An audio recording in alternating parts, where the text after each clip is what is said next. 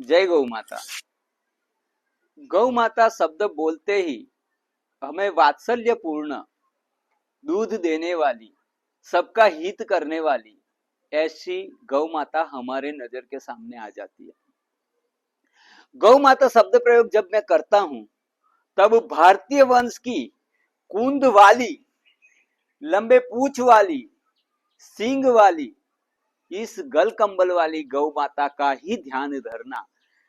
Jersey, HF, Ayrshire, इन प्रकार की genetic modified विदेशी गौ जैसी दिखने वाली प्राणी की बात नहीं कर रहा हूं मैं।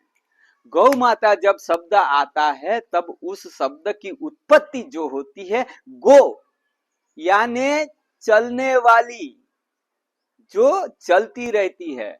इसके लिए सूर्य की सबसे पहली जो किरण है उसको गो कहते हैं, यानी कि जो किरण होती है वो निकलते हुए धरती पर आती है। उस किरण को अपनी कूंद में, यानी कि अपनी जो ये ककुंद है उसके ऊपर लेके उसको उसके दूध में वितरित करके मनुष्य का कल्याण करने वाली गौ माता, यानी जो सूर्य की पहली किरण निकलती है उसको गो कहते हैं। और उस गो किरण को अपने कुकुंद में धारण करके अपने दूध में लाके, दूध में स्वर्ण अंश लाकर वो मनुष्य जीवन को पुष्ट करने वाली गौ माता।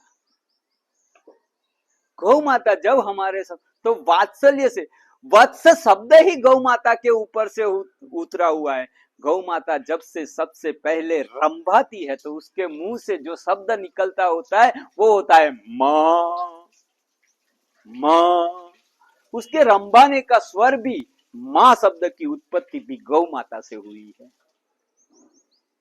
गौ माता जब अपने बछड़े को जन्म देती है उसको उसी क्षण चाट चाट के इतना उसको बलवान बना देती है कि दूसरे किसी प्राणी में वो शक्ति नहीं है कि वो पैदा उठते ही मिनटों में उठ के चलने लगे या भागने लगे।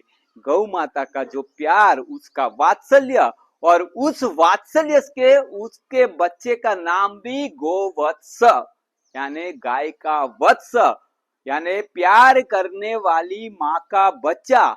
और उस शब्द के ऊपर से वात्सल्य शब्द आया है। तो ये है गौ माता का अर्थ, ये है गौ माता का महत्व।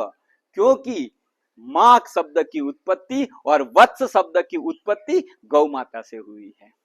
वो हमेशा चलती रहती है, उसके कारण उसका नाम भी गौ माता है।